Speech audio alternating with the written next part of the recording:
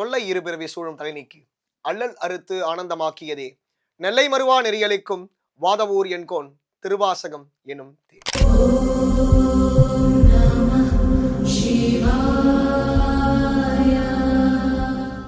விலங்கு மனத்தால் விமலா உனக்கு கலந்து அன்பாகி கசிந்து உள்வுருகும் நலம்தான் இல்லாத சிறியேற்கு நல்கி நிலம்தன்மேல் வந்தருளி நீழ்கழல்கள் காட்டி ஞாயிற் கடையாய் கிடந்த அடியேற்கு தாயிற் சிறந்த தயாவான தத்துவனே.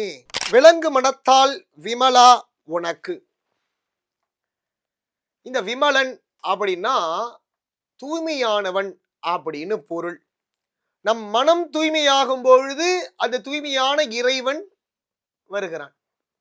இப்ப நம்ம வீட்டுக்கு யாராவது ஒரு கெஸ்ட் வராங்க, ரொம்ப வேண்டியப்பட்டவங்க வராங்க அப்படின்னா நம்ம என்ன செய்வோம்?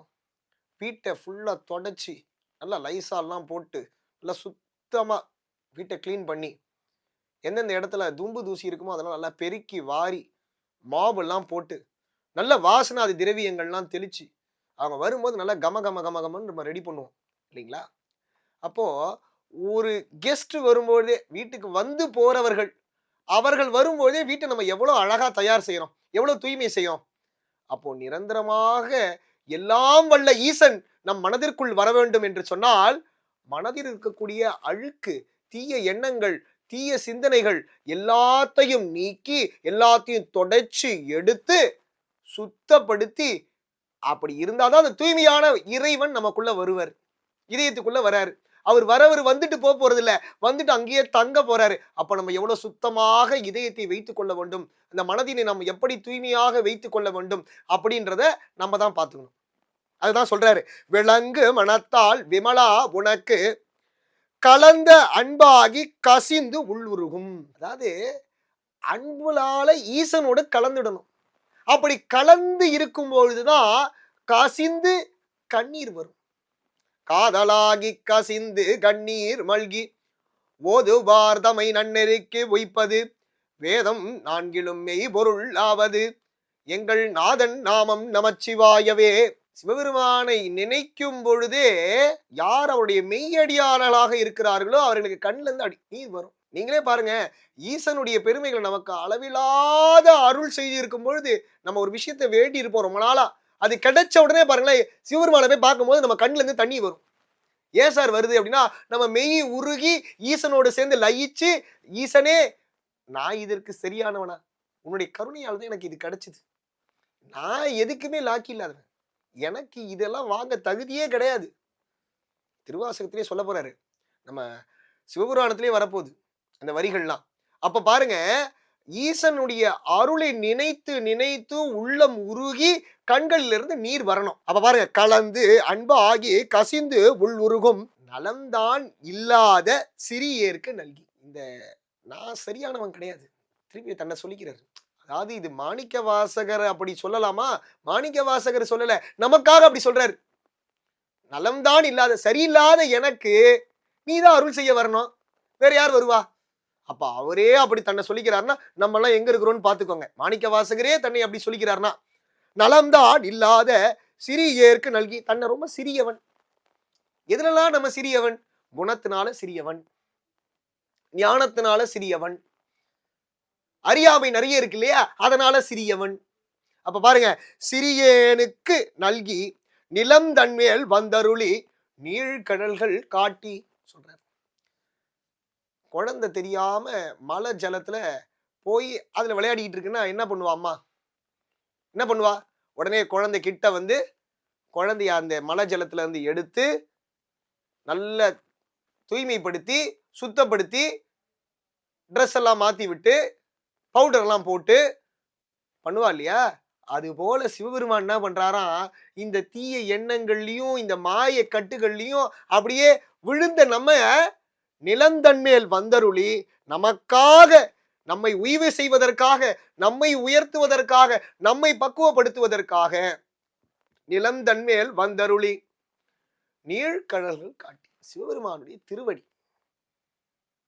சீரார் பவளங்கால் முத்தம் கயிறாக ஏறாரும் பொன்பலகை ஏறி இனிதமர்ந்து நாராயணன் அறியா நான் மலர்த்தாள். சிவபெருமானுடைய திருவடி எப்படிப்பட்டது அப்படின்னா நாராயணனுக்கே தெரியலையா. பாருங்க, ஸ்ரீமன் நாராயணனே தேடிக்கொண்டிருக்கக்கூடிய திருவடி. இது அண்ணாமலையார் சுவாமியை பத்தி ஆல்ரெடி நான் சொல்லியிருக்கேன், ஏற்கனவே சொல்லியிருக்கேன் இந்த நிகழ்ச்சியில. அப்போ திருமால் வராக அவதாரம் எடுத்து பூமியை பிளந்து கொண்டு இன்னும் சிவபெருமானுடைய திருவடியை தேடிட்டு இருக்காரு. இன்னும் அவருக்கே கிடைக்கல. நாராயணன் அறியா நான் மலர்த்தாள் நாயடியேற்கு அப்படின்னு சொல்றாரு. அப்ப அப்படிப்பட்ட அந்த கடல் திருவடியினை நமக்கு காட்டுகிறார். யாரு? சிவபெருமான். அது எப்படிப்பட்ட திருவடின்னு சொல்றாங்க பாருங்க. நிலம் தன்மேல் வந்தருளி நீழ்கடல்கள் காட்டி ஞாயிறு கடையாய் கிடந்த அடியேற்கு. எப்படி சொல்றாங்கன்னா, நாய்கள்லாம் சேர்ந்து ஒரு கூட்டம் போடுதான். அந்த கூட்டத்துக்கு ஒரு நாய் போகுது. அந்த நாயை மற்ற நாய்கள்லாம் சேர்ந்து விலக்கி வைக்குது. நீ வராத போ அப்படின்னு சொல்லுது. அப்படிப்பட்ட நாய் நான் அப்படின்னு விளக்குறாரு. அந்த நாய் கூட்டத்துல கூட ஞாயிற்கிடையாய், நாய்கள் கூட விளக்கக்கூடிய அந்த நாய் கூட்டத்திலே ஒரு நாய் விளக்கப்பட்டிருக்கும்ல. இப்ப பாருங்க, அப்படிப்பட்ட ஒருத்தனுக்கு தாயை சிறந்த தயாவான தத்துவனே. தாயை விட தாய் தான் சிறந்த தெய்வம், கண்ணுக்கு தெரிந்த தெய்வம் இல்லைங்களா? நம்ம அம்மாவை நீங்க வணங்கினாலே போதும். கிட்டத்தட்ட தாய்க்கும் ஈசனுக்கும் நிறைய இடங்கள்ல ஒப்பிட்டு சொல்லலாம். தாய் நாம் குடியிருந்த கோவில், நம்ம குடியிருந்த கோவில் தாய். ஈசன் நம் இல்லத்தில் நம்ம உள்ளத்தில் குடியிருக்கக்கூடியவன். இல் அப்படின்னா என்ன? நம்ம உடம்பை தான் சொல்றேன். நம்ம உடம்புக்குள்ள ஆன்மா இருக்கு, ஆன்மாக்குள்ள ஈசன் இருக்கார் இல்லையா? அப்ப அவன் எப்படிப்பட்டவன் அப்படின்னா தாயினும் மேலானவன். ஆழ்வார் சொல்லுவார், தாயினும் சாலப்பறிந்து அப்படின்னு 4வது திவ்ய பிரபந்தத்துல. இவர் பாருங்க, ஞாயிறு கிடையாய் கிடந்த அடியேற்கு, நாய் கூட்டத்திலிருந்து கூட என்னை விளக்கி என்னை தனிமைப்படுத்தக்கூடிய அந்த நாய் கிரேட்லயும் நான் ரொம்ப கீழே, அவ்வளவு லாஸ்ட் கிரேட்ல இருக்கிற எனக்கு தாய் சிறந்த தயாவான தத்துவனாக இருக்கக்கூடியவன். தத்துவன் அப்படின்னா அந்த சொல்லற்கு அரியவன், தத்துவ ரூபமாக இருக்கக்கூடியவன், பிலாசபி. அப்படிப்பட்டவன் யாரு? ஈசன். அப்ப சொல்றாரு பாருங்க, ஞாயிற்கடையாய் கிடந்த அடியேற்கு.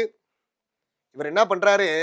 விலங்கு மனத்தால் விமலா, தூய்மையான உள்ளத்தினால் இருக்கக்கூடிய தூய்மையானவன், கலந்து அன்பாகி கசிந்து உள்ள உருகக்கூடிய, உள்ளம் உருகி வேண்டக்கூடிய அடியவரின் மனத்தில் இருக்கக்கூடியவன், நலம்தான் இல்லாத, நான் தான் சரியில்லைன்னு எனக்கு தெரியுமே, எந்த விஷயத்திலையும் நான் தான் சரியில்லையே இல்லையா? நான் ஒரு பொருள் எனக்கு வேணும்னு நினைக்கிறேன், அந்த பொருள் மேல அந்த பற்று கொண்டு அந்த அந்த பற்று பின்னாடியே போயிட்டு இருக்கேன். எனக்கு ஒரு கார் வேணும், ஆனா எனக்கு மேல வண்டி இருந்தாலே போதும்.